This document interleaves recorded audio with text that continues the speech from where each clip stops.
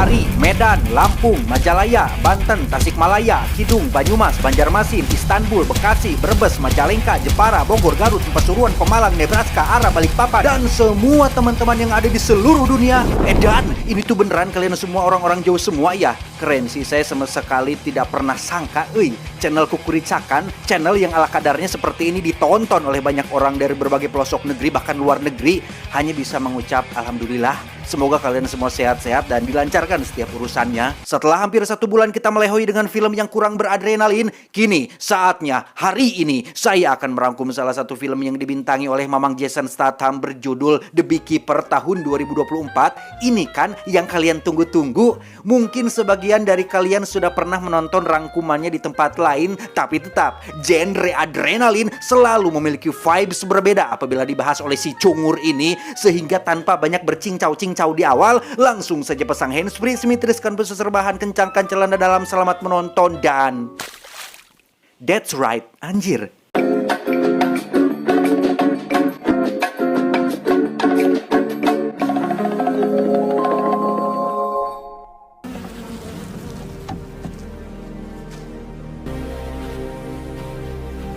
Kisah akan berfokus pada seorang tukang nyiruan atau yang dalam bahasa kerennya disebut dengan beekeeper alias pemelihara lebah bernama Adam Clay yang sedang ngalakook atau tawon di sebuah rumah milik seorang ibu-ibu bernama Nyonya Parker. Diketahui jika Adam memang menyewa gudang milik Nyonya Parker untuk dijadikan sebagai tempat usahanya beternak lebah madu.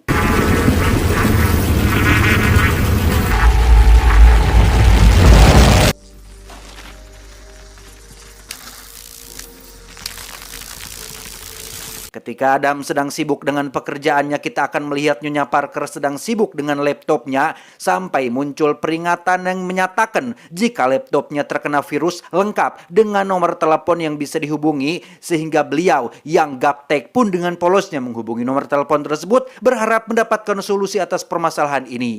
Boss, got something? Yeah? I got one. Please.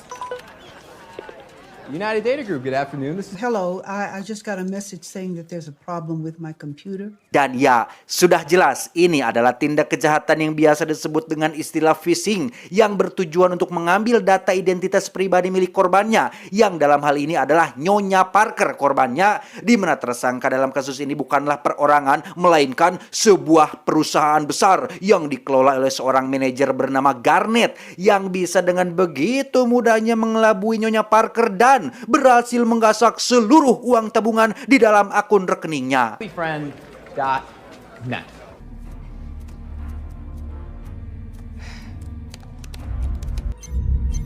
Ooh, my computer.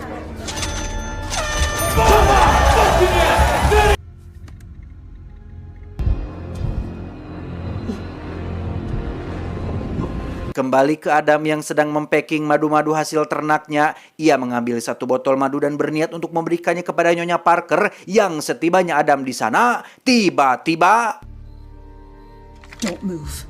ya, Nyonya Parker ditemukan sudah tewas akibat bundir, sementara putrinya yang bernama Verona mengira jika Parkerlah pelakunya, sehingga ia pun segera dibawa oleh pihak kepolisian untuk diperiksa lebih lanjut. I don't have much to say. Mr. Clay. Satu malam Adam harus ngaringkuk di dalam jeruji besi sebelum akhirnya ia dibebaskan karena tidak terbukti bersalah. Verona yang sudah salah paham pun menemui Adam di gudangnya untuk meminta maaf atas kekeliruan ini. Verona kebetulan adalah seorang agen FBI. Ia sudah berkoordinasi dengan divisi terkait hingga didapatkan informasi mengenai para pelaku yang ternyata sudah beroperasi sejak 2 tahun yang lalu dan sampai saat ini belum berhasil ditangkap akibat minimnya petunjuk yang didapatkan. Either it goes unnoticed. If it's more important. Dan jika Anda mengira Adam Clay hanya seorang tukang nyiruan yang biasa makan endog tiwul, maka Anda sudah salah besar, karena Clay terlihat mengambil ponsel yang ia sembunyikan di dalam salah satu sarang lebahnya, menghubungi divisi terkait untuk menanyakan alamat lengkap para pelaku cybercrime ini, sehingga bisa disimpulkan jika Adam adalah mantan agen khusus yang bekerja di salah satu divisi rahasia milik pemerintah. Tanpa buang waktu, Adam langsung meluncur ke alamat yang dimaksud. Sambil menenteng 2 jerigen bensin, Adam dengan terang-terangan akan membakar habis gedung ini, sehingga apabila kedua penjaga tetap menghalanginya, maka inilah akibatnya.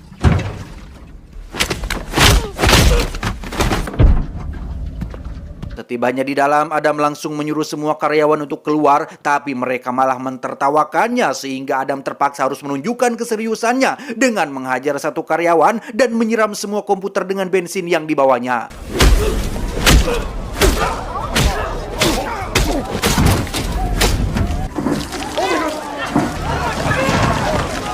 Tak lama, muncullah Garnet, sang manajer yang membawa lebih banyak penjaga, sehingga Adam lagi-lagi harus membrutal dengan mengajar mereka semua, sekaligus meledakkan gedung ini sampai rata.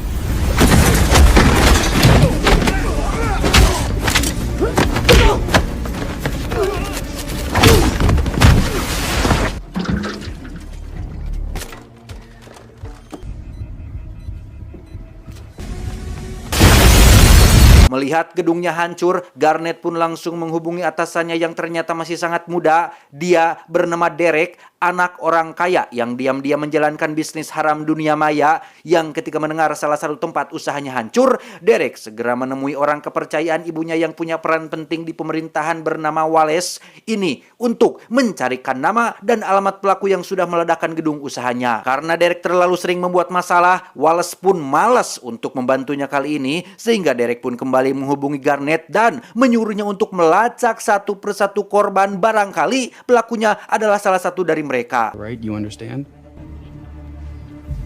Tanpa buang waktu, Garnet pun membawa serta 3 preman sewaan untuk melacak satu persatu alamat rumah korbannya, di mana Garnet yang sempat bertemu Adam secara langsung pun langsung sadar jika pemelihara lebah yang dilihatnya saat itu adalah orang yang mereka cari. Sebelum menyusul Adam ke gudang, Garnet pun menyuruh 3 anak buahnya untuk menembak sarang lebah milik Adam, dan disinilah letak kesalahan paling fatal yang dilakukan oleh Garnet, karena mungkin Adam masih bisa memaafkannya apabila Garnet tidak menghancurkan satu-satunya pekerjaan yang Adam miliki.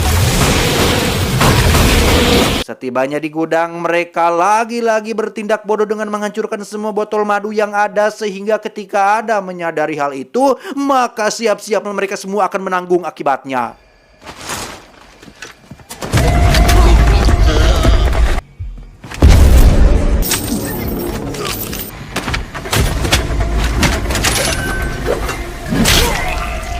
Sungguh, betapa menyesalnya Garnet saat menyadari jika dirinya sudah macam-macam dengan orang yang salah. Jari tangan kanannya habis terpotong dan sengaja dibiarkan hidup agar bisa menjadi pesan ancaman untuk atasannya si Derek.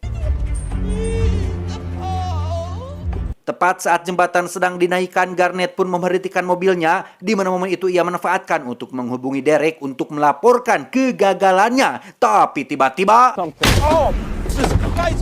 ya, muncullah Adam yang langsung mengikat tubuh Garnet dengan tali yang terhubung dengan mobilnya, sehingga ketika mobil itu jatuh ke bawah jembatan, Garnet pun ikut terbawa dan tewas saat itu juga.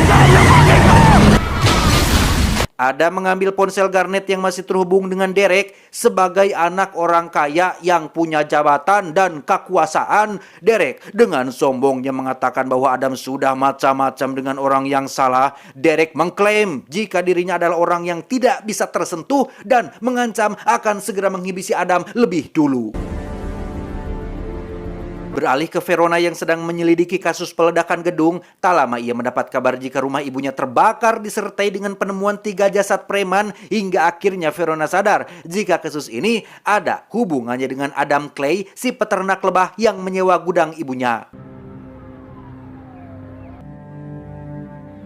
Derek sendiri terlihat sedang mengadu kepada Wallace untuk melacak orang yang sudah mengobrak-abrik kerajaan bisnisnya, di mana Wallace yang dulunya pernah jadi pimpinan utama CIA pun langsung menghubungi kenalannya di CIA saat ini untuk melacak siapa si Adam Clay ini sih sebenarnya, yang akhirnya terkuaklah jika pemerintah Amerika Serikat punya sebuah program khusus yang dinamai dengan Beekeeper, program yang dibentuk untuk menjalankan misi rahasia termasuk eksekusi massal.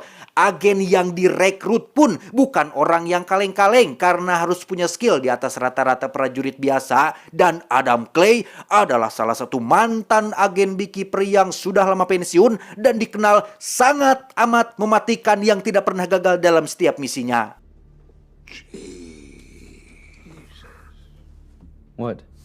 Ketar-ketirlah Wallace mendengar fakta ini karena ibunya Derek sudah mempercayakan Derek kepadanya untuk dilindungi, sehingga Wallace pun meminta si pimpinan CIA ini untuk mengirimkan agen Beekeeper lain untuk memburu Adam Clay bagaimanapun caranya. Kembali ke Adam yang sedang mengisi bensin di sebuah pom, di mana seorang agen Beekeeper pun tiba-tiba muncul dari belakang dan...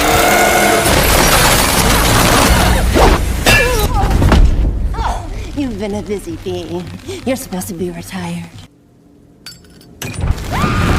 Ya, Adam berhasil menumbangkan si agen brutal ini, di mana Adam juga memotong salah satu jarinya untuk ia gunakan sebagai fingerprint agar bisa membuka pintu tempat tinggal rahasianya.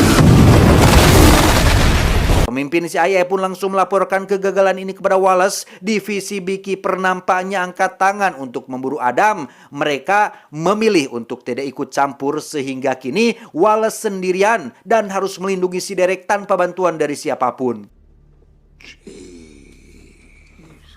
Maka dari itu, Wallace pun langsung mengumpulkan para agen CIA terbaik yang pernah bekerja untuknya dulu. Mereka adalah yang terbaik dari yang terbaik di bidangnya, sehingga Wallace menaruh harapan besar kepada mereka semua untuk bisa melindungi Derek, atau bahkan jika bisa, habisi Adam jika ada kesempatan.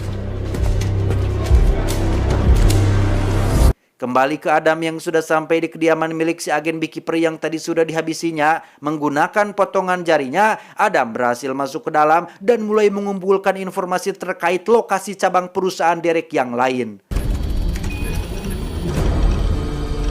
Verona sendiri terlihat sedang berada di markas pusat FBI. Ia menduga jika target Adam selanjutnya adalah gedung perusahaan yang sama seperti yang sudah Adam ledakan sebelumnya, sehingga pimpinan FBI pun akan mengerahkan beberapa pasukan khusus untuk melindungi gedung tersebut.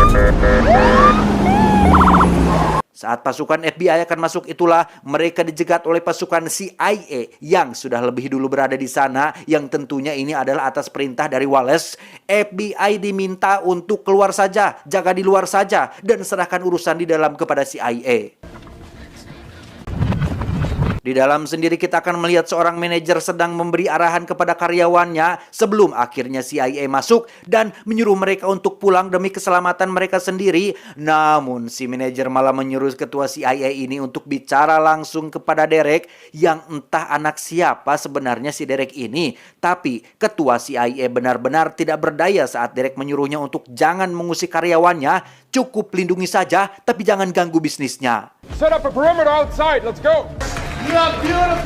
Beralih keluar gedung tepat saat pasukan CIA sedang membagi tugas satu sama lain, di mana saat tokoh utama di film lain merancang rencana yang rumit dan sembunyi-sembunyi, Adam justru mendobrak stereotip yang ada dengan terang-terangan ikut nimbrung dan menghajar mereka semua sekaligus.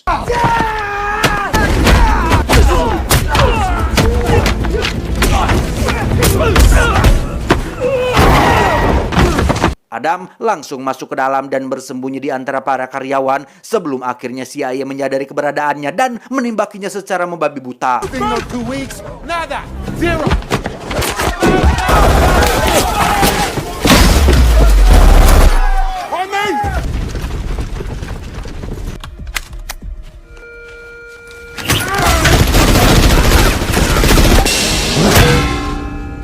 Dengan kecerdasannya, Adam pun bersembunyi tepat di atas lift. Ia sengaja memancing pasukan CIA masuk ke sana dan...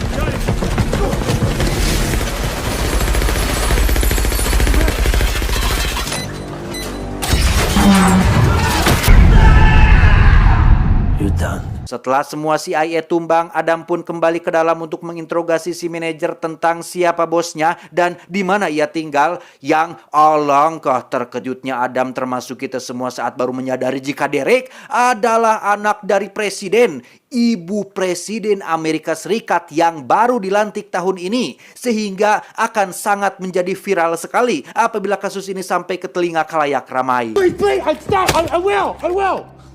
Let me show you. Let me show you. Yes, Derek, what do you want? Hey, Mom. No, nothing. I was just, thinking about you. I miss you. Madam President, Funmi Lawal, Hello, good to meet you. Sola Oyamade. Karena Verona dan pasukan FBI masuk, Adam pun segera pergi meninggalkan lokasi tersebut, di mana Verona juga sama-sama terkejut saat melihat foto Derek ada di laptop si manajer dan mengetahui jika Dereklah pemilik dari perusahaan abal-abal ini.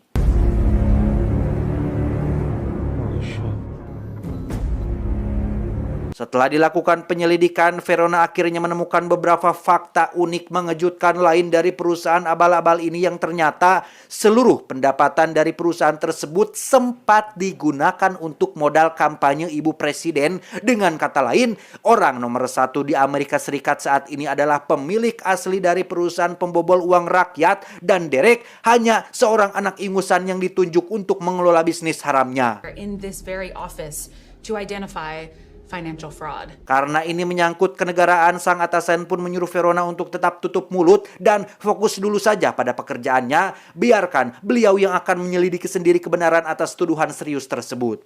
Good luck. Thank you. Beralih ke kediaman ibu presiden, para penjaga pun disiagakan untuk melindungi Derek dari Adam. Bahkan Verona sebagai agen FBI pun diturunkan untuk menjaga jalannya acara kepresidenan, di mana Wallace sampai-sampai menyewa tentara bayaran yang diketuai oleh seseorang bernama Lazarus demi untuk menjaga Derek tetap aman.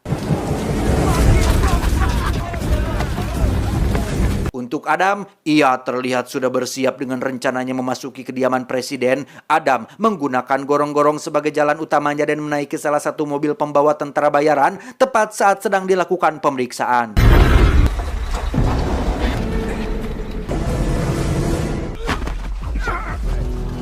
Dan ya, Adam menyamar menjadi salah satu penjaga dan berhasil memasuki kediaman presiden. Lantas, ia pun mengganti pakaiannya dan menyamar kembali menjadi salah satu tamu di acara tersebut. Derek sendiri terlihat sedang bersama ibunya, yaitu ibu presiden yang tengah didatangi oleh atasannya Verona terkait tuduhan dana kampanye yang berasal dari bisnis haram anaknya.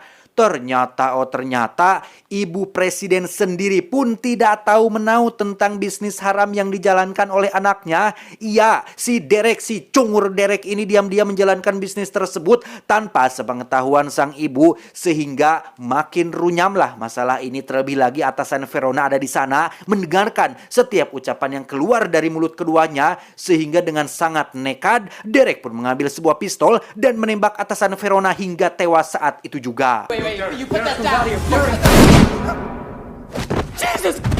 Kembali ke Adam yang terlihat berbaur dengan para tamu. Ia dengan sengaja menunjukkan dirinya di depan si Verona, sehingga semua penjaga termasuk tentara bayaran pun dikerahkan keluar untuk melumpuhkan si Adam ini. Place your fingers behind your head. Bukan Adam Clay namanya jika menyerah begitu saja. Tanpa semua orang sadari, di tangannya terdapat remote kecil yang merupakan pemicu dari bom yang sebelumnya ia tempatkan di salah satu mobil, sehingga ketika waktunya sudah tepat, Adam pun langsung menekan tombol tersebut dan...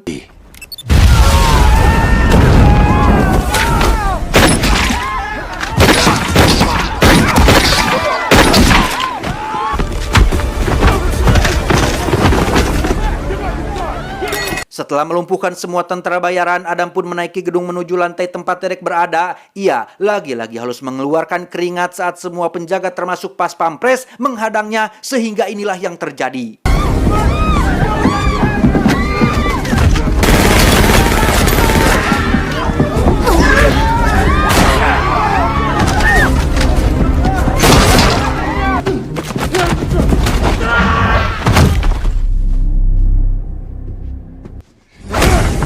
Tak disangka, Lazarus sang ketua tentara bayaran ternyata masih hidup dan mengajak Adam untuk melakukan duel yang sungguh betapa keras kepalanya si Lazarus ini saat ia terlalu kepedean sanggup mengalahkan mamang-mamang yang tidak pernah kalah gelut dalam setiap film ini.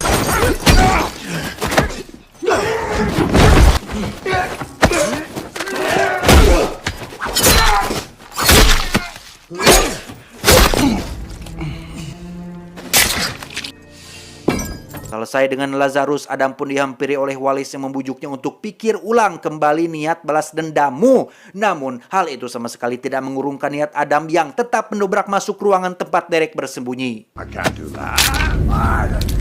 Now have a seat. Entah apa yang dipikirkan oleh si Derek, ia menjadikan ibunya sendiri sebagai Sandra. Adam pun tak bisa berbuat apa-apa setelah Verona dan rekannya masuk ke sana yang ketika Derek berniat untuk benar-benar menembak kepala ibunya sendiri, tiba-tiba sadar jika apa yang Adam lakukan sudah benar, Verona pun membiarkan Adam melarikan diri dan setelah semuanya selesai, Adam pun segera mengambil perlengkapannya dan pergi meninggalkan lokasi tersebut.